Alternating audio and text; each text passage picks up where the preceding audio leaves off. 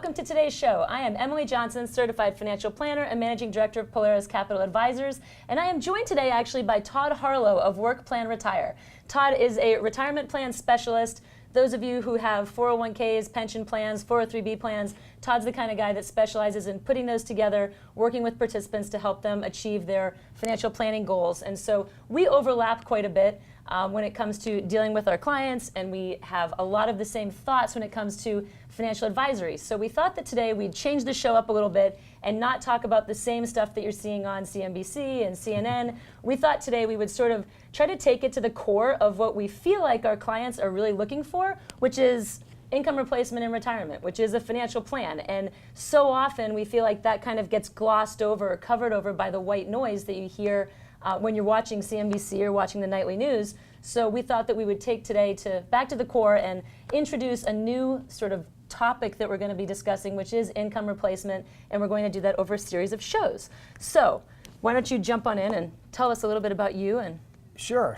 You know, you and I have, as you mentioned, have a long-standing friendship, and really we've traded business ideas, me being in the corporate retirement plan space and you being in the what we'll call core financial planning or you know, retail it's investor. Constantly changing. That's right.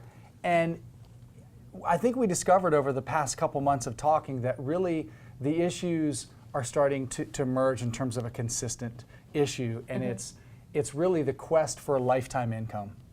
And there's a ton of distractions. You mentioned white noise. We have clients that wonder if they're in the best investments, whether that be a mutual fund, whether that be a bond, individual stocks.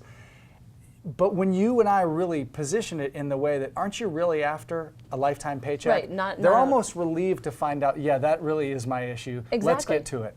And my quest in this business, I have worked all over. And I think it's the reason I wanted to take a step back is to just kind of tell what kind of makes me tick. I think it's what also has brought us together in terms of the synergies and our common beliefs.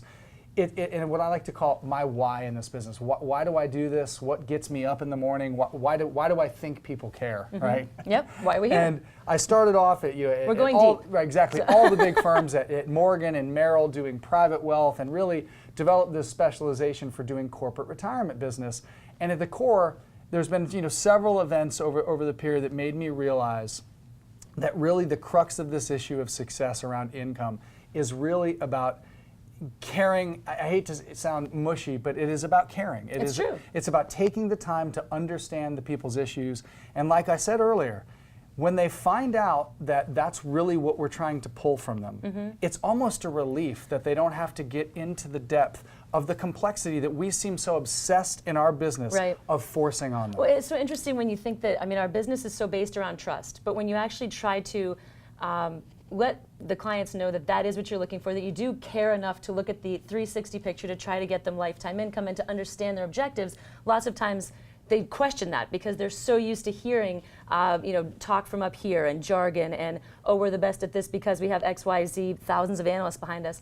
And that I think is sort of what's wrong in part with many things with our industry, and trying to build that trust. We do need to let them know that we really do care, and that's why we're here doing this. But oftentimes that defeats the purpose. Yeah, I mean, it's a great point. And in our talks, we've talked about how the messages that are given to our clients, in some ways we think are distractions, and the knowledge of certain things, and it not really translating to long-term wealth. Right. One thing in particular I want you to kind of mention to them, because I think it's critical. I think it's what builds wealth long-term. It is when we were talking about all the noise in our business, largely negative stuff, just crazy, climbing the wall of worry. Yes, and yet you stopped and said, you know what? Of all the craziness, I still love it. And I said, why? And give him your answer. I think it's really human, and I think it's why you do this, and I think it's why largely you're so successful. Well, that's very kind of you. I mean, the answer is because it's about the people first. And as cheesy as that might sound, truly, it might sound cheesy. The financial aspects of this, you go to school for. You went to a lot of school. I went to a lot of school. We continue to have to keep up continuing ed. We listen to all the analysts. We do become students of our trade. And that's maybe why, one of the reasons why you and I jive so well with this, because we really do consider it something that we're constantly evolving and constantly learning. But at the core, it's about the people. And so we take our financial knowledge and we overlay it on what our clients are trying to accomplish. It's not the other way around. It's not that we're trying to impress people with how smart we are or how fast we can talk the lingo or what names we can drop or anything like that. It's really about what's best for our clients and how do we get them from point A to point B, and how do we help them to define what point B is. And so many times I'll have folks walk in my office, they'll hand me their statements, they'll hand me their 401k spreadsheets, they'll hand me their Excel spreadsheets, and really what they're trying to get, and then they'll ask, am I doing this right? Am I with the right people? Do you like Vanguard? Whatever. It doesn't really matter. At the end of the day, if I can't grasp from them and ask them and gather from them what they're trying to achieve, then it doesn't, my opinion on all of these things and all my financial wherewithal speculation goes out the window completely. And I can't put your goals on top of mine. But at the end of the day, and to try to simplify what we're getting at here today, at the end of the day, most of our clients, when they come in, whether they're 30 years old, 40 years old, or 70 years old, are looking to make sure that they don't outlive their income. They want to have income forever. Yeah. So yes, we deal with education. Yes, we deal with all the other aspects of financial planning, but really the biggest fear that people have is outliving their income. Yep. And not being able to replace that paycheck that they have. And that's where you and I talk about this stuff all the time and interrupt each other and whatever. But no, you're right. And I think that's where, like I said, our worlds are colliding between corporate retirement and individual planning. It's really coming together. And I think the basis for the show is we realized how we actually as an industry are communicating and how we probably should be communicating to get the best results. We say, I love the one thing about your father, who's a physician, who talks about, you can talk medical terms all you want, and you can talk for about 2 minutes on medical terms, and someone's going to say, well, tell me what you just said, and they think they did, versus having the courage to talk in terms that your clients understand, or patients understand. Human terms. And trust level goes up. And I think we as an industry need to do a good job, and that's kind of the basis for this show. So we're going to try to keep things understandable, digestible, keep it real, and right. And I think we have vast experience between the two of us. We have backgrounds at some of the biggest firms, so I feel like we're knowledgeable and credible.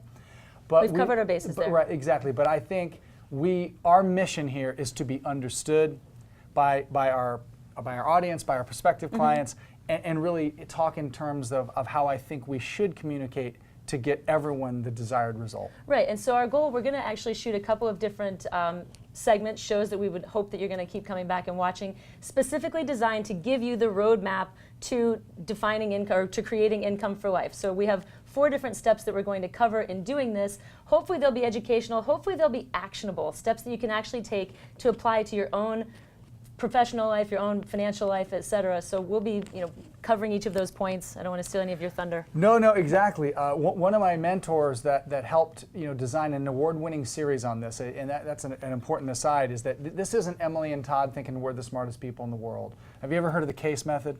Yes. Copy anything, steal everything. And that's not the CASE method I had heard of, but okay, now I know.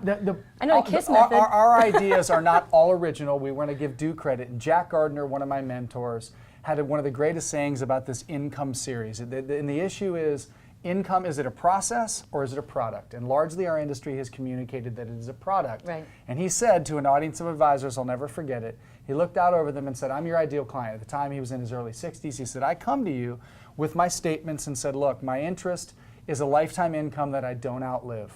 I would like you to outline for me the process and how you're going to do that so that I don't outlive my money and you can't use a product. Were there any advisors still standing? Well, I'll tell you what, under the table? The room was silent, right. And you could see him inch forward as if to say, I need to listen to this because that's pretty compelling. But the one thing that you always say outside of this that I think is it definitely is compelling to me, is that we don't have a crystal ball. We don't have, as you say, tomorrow's newspaper. Yeah. And that's really, a lot of advisors try to tell you that they do.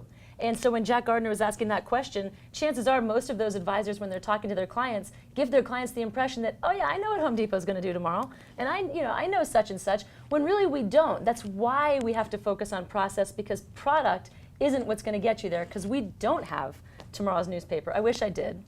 Yeah. Like Michael, J. Fox and No, Back to the Future. You're exactly right. And whether we think we're telling them we have tomorrow's newspaper, it's important to understand that's what they hear when we start talking about our analysts and how smart we are. And And Jack, just to conclude, you know, one of the benefits of the process over product are transparency, kind of the understanding where the money's coming from. I know you get this all the time. Where does it come from? Yep. And flexibility, the ability to change. Life gets in the way. You always hear me say, you want to make God laugh, tell him your plans. Right. And that was his essence of process over product. And as we talk about this into the next segment, we're going to get into the details of it. All right, thank you so much. Please stick with us. We'll be right back with our first step in sequence of returns and how to generate income for life. Thanks.